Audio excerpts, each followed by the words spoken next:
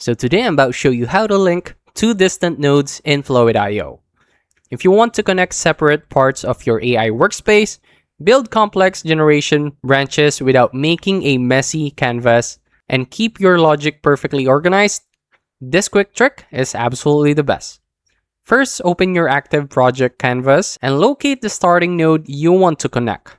Hover your mouse over to the card to reveal its output connection points, which usually look like small circles on the edges of the box.